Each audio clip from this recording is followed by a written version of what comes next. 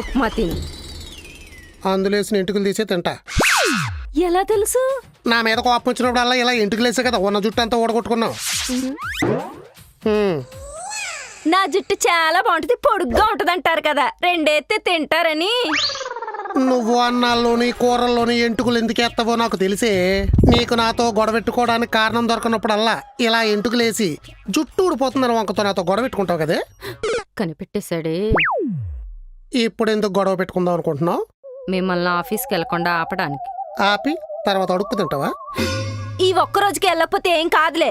అబ్బో, ఎంత సంపాదించినా సరిపోవట్లేదనే సాడిస్ట్ పెళ్ళాలు అందరికీ ఉంటారు. కష్టపడద్దు, ఖాళీగా కూర్చోమనే పెళ్ళ నీకే దొరికిందా? అంత సాక్రిఫైజింగ్ సహృదయురాలేం కాదు నీ సోదరి. ఇచ్చిందిగా నిమ్మకాయ గుర్తులు. ఇప్పుడు దొంగ ఎవరో తేల్చాలి, అదే కదా? మరి కాదా? ఈ 3 గుత్తులు మీ ముగ్గురు దగ్గర పెట్టుకోండి. ఎవరు దొంగలు కారో వాళ్ళ నిజాయితీని నిరూపించటానికి వాళ్ళ గుత్తిలోని ఎండుమిర్చి పొద్దునికి పండుమిర్చి అవుద్ది. నిమ్మకాయ గుత్తులట్టుకొని రండి, దొంగ ఎవరో తేలుతా.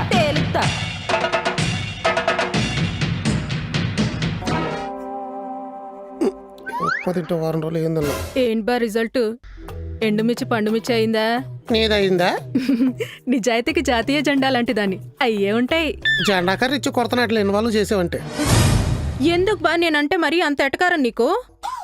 ఎవరితో కోన్ కిస్కా గొట్టం iPhone 16 అమ్మేస్తుందని డీల్ మాట్లాడావు నాతో. ఏమైంది? క్యాష్ డౌన్ క్యారీ ఆన్ బా, నువ్వు డబ్బులిస్తే తెప్పించడమే. ఆహా, ఏ క్యారీ ఆన్ తర్వాత క్యాష్ డౌన్ ఉండదా? డబ్బులిస్తేనే కదా బా ఎవరైనా నమ్ముతారు. మరి ఇందాకేంటి నిజాయితీ జాతీయ జెండాని ఎదకోర్లు చెప్పావు? ఓ, నువ్వు అలా వచ్చావా? నమ్మకానికి అమ్మ వంటి దానిలా మిల్క్ యార్డ్లో డైలాగులన్నీ కొట్టా. ఈ